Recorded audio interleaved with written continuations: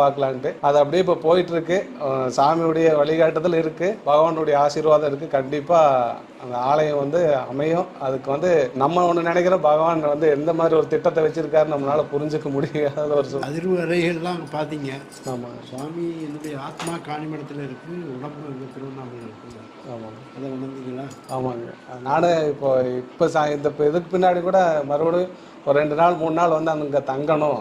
அதே மாதிரி வந்து ஒரு அமைதியாக இருக்கணும்னா நம்ம நேராக காணிமடம் போயிடலாம்.